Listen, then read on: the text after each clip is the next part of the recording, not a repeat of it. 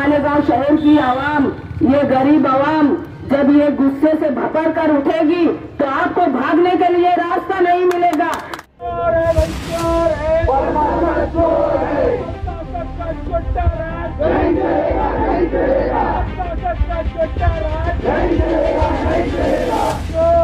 जिनका प्रशासक कौन है?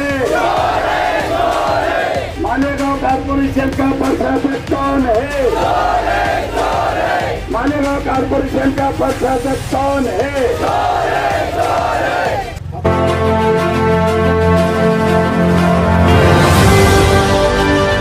आप देख रहे हैं अब तक न्यूज चैनल। मालेगांव मौलाना आजाद भवन के सामने आज ये धरना दिया गया है। शेख रशीद साहब की क़यादत, आसिफ शेख की क़यादत में ये धरना आज का यहाँ पर दिया जा रहा है। आज का ये धरना आंदोलन करना हमको आज जरूरी पड़ गया। हमने इससे पहले यहाँ पर आकर कमिश्नर को मेमोरेंडम के जरिए हमारे रुके हुए कामों को आगे बढ़ाने के मुतालबात, मालेगांव शहर में जो आगरा रोड का जो 3 फेज जिसका काम बड़ा तेजी से जारी था, लेकिन आप लोगों ने देखा, मैं जितने भी हमारे पत्रकार भाई हैं इन लोगों को कहना चाहूंगी कि आप लोगों ने देखा, जब तक बॉडी थी, जब तक मैं महबूब थी, तब तक ये आगरा रोड का काम बड़ा ही तेजी से जारी था और हमको जल्द से जल्द इस काम को पाए तकमील तक पहुंचाना था। लेकिन आप लोगों ने देखा कि जैसे ही हमारी बॉडी की मियाद खत्म हुई और प्रशासन का पूरा फुल राज आ गया, वहां से इन्होंने हमारे चालू काम, जो हमारे काम बड़ी तेजी से जारी थे, उन सब कामों पे सबसे पहले इस प्रशासक ने रोक लगा दी और कामों को रोक दिया गया। आज आगरा रोड के ऊपर का अतिक्रमण, टोल की शिपिंग क्यों रोकी जा रही है? क्या वजह है? क्या वजह है जो नेशनल कंपाउंड को तो नहीं तोड़ा जा रहा है? क्या वजह है जीपी डायल वाले को नहीं सरकाया जा रहा है, जो रोड पर बसे हुए हैं, अतिक्रमण करके बैठे हैं? इनको सरकार का रोड का इतनी खूबसूरत हमारे मालेगांव शहर की बिल्कुल अहम रास्ता, मुख्य रास्ता जो इतना खूबसूरत बनाने का हम लोगों ने बीड़ा उठाया और उसको हम लोग पाए तकमील तक पहुंचाने में हम बिल्कुल सरगर्म रहेंगे। राष्ट्रवादी कांग्रेस पार्टी के लीडरान जब किसी बात का, किसी इरादे को मजबूत कर लेते हैं, किसी चीज के लिए फैसला कर लेते हैं और इरादा मजबूत कर लेते हैं, तो उसको बिल्कुल वो काम को हम पाए तकमील तक पहुंचा कर ही कर लेते हैं। आज जितना भी हमारे इस लास्ट के 22-23 के बजट को हमने जो मंजूरी दी, हमारी बॉडी ने जो मंजूरी दी, बजट इस तरह से बनाया गया कि मालेगांव शहर के अंदर ऐसे भी कई रास्ते, ऐसे भी कई बड़े बड़े नाले जो कि बहुत ही तकलीफों का सामना हमारे मालेगांव शहर की गरीब आवाम कर रही थी, और वो रोड रास्ते, वो गटर, वो नाले, ऐसे कामों के लिए हमने बजट रखा और हेड बनाकर बाकायदा नामों के साथ बजट को रखा गया। लेकिन ये प्रशासक ने उस पर भी रोक लगा दी और मालेगांव शहर की तामीर और तरक्की को बिल्कुल रोक दिया गया। ये किसके इशारे पर चल रहा है प्रशासक? ये आज हम पूछ कर रहेंगे और ये तो अभी हमारी शुरुआत है।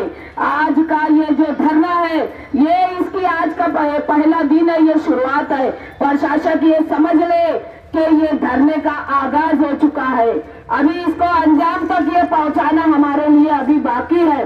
जब तक आप कितनी भी लेखी दे लो, आप कितना भी हमसे झूठी बातें कर लो, झूठे वादे कर लो, हम लोग यहाँ से बिल्कुल उठने वाले नहीं हैं। जब तक मालेगांव शहर में का हमारे जितने भी पकड़े हुए हेड है, जितना भी बजट में हमने पकड़े थे हेड, उतने कामों की जब तक शुरुआत नहीं होती, जब तक के आगरा रोड का 3 फेज का काम एकदम तेजी से शुरू नहीं किया जाता, जब तक वो अतिक्रमण हटाकर, जब तक वो इलेक्ट्रिक पोल हटाकर तो वो उसको किनारे नहीं सरकाया जाता और कामों में तेजी नहीं आती, तब तक हम यहाँ से राष्ट्रवादी कांग्रेस पार्टी के जिम्मेदार यहाँ से उठने वाले नहीं। हम बातों की दुकान जो लेकर बैठे हैं, सिर्फ बातें करते हैं, जिनको काम से मालेगांव शहर की तामीर तरक्की से उनको कोई फायदा मतलब नहीं है। वो सिर्फ बातें करते हैं और आवाम को गुमराह करते हैं। ऐसे लोगों की बातों में आते हैं और ऐसे लोगों के कामों को वो कमिश्नर जो है उनके कामों को आगे बढ़ाता है। आज हमारे साथ दोगली पॉलिसी की जा रही है।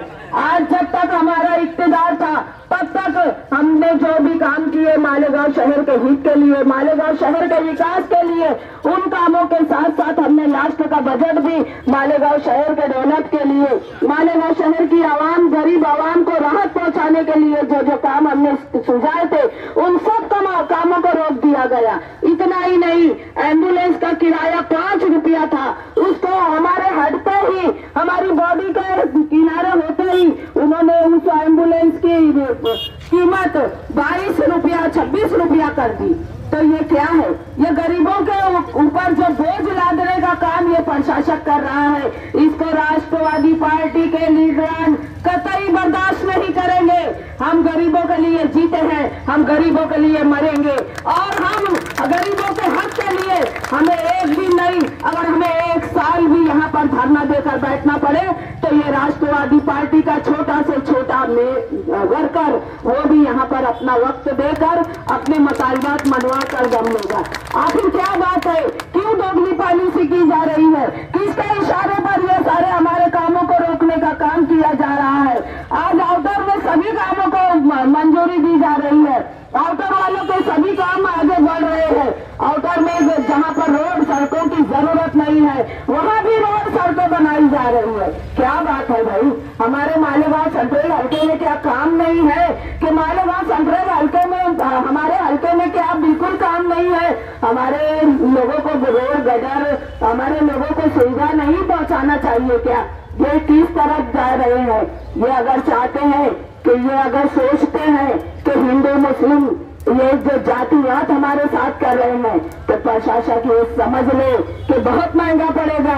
क्योंकि हम लोगों ने कभी बांटा नहीं, हम लोगों ने कभी धर्म के नाम पर कभी यहाँ पर हमारे मालेगांव शहर में कोई बटा नहीं, हमने कभी बांटा नहीं। हमने हमेशा हर दौर इक़्तिदार में हमने हर समाज, हर तबके को, हर लीडर को, हर पार्टी के लीडरों को, हर पार्टी के मेंबरों को समान लेकर चलने का काम किया। और हमारे शेख रशीद साहब की, हमारे आसिफ शेख की हमारी यही पॉलिसी है कि सबका साथ, सबका विकास और काम हमारी पहचान, विकास हमारी शान और काम हमारी पहचान। यही राष्ट्रवादी पार्टी के लीडरान का काम है। और जो ये अगर इनकी सोच में आता है, ये जो दोगली पॉलिसी कर रहे हैं, ये मंत्री के इशारों पर जो नाचने का काम कर रहे हैं तो प्रशासक ये समझ ले कि बहुत महंगा पड़ेगा। क्योंकि मालेगांव शहर की आवाम, ये गरीब आवाम जब ये गुस्से से भपड़ कर उठेगी तो आपको भागने के लिए रास्ता नहीं मिलेगा। किस तरीके से मालेगांव शहर से तुम अपने गांव के लिए रवाना होंगे, आपको भागने नहीं दिया जाएगा। आज अगर वक्त ने तुमको जिम्मेदारी दी है, आज अगर बॉडी डिसॉल्व होने के बाद अगर प्रशासक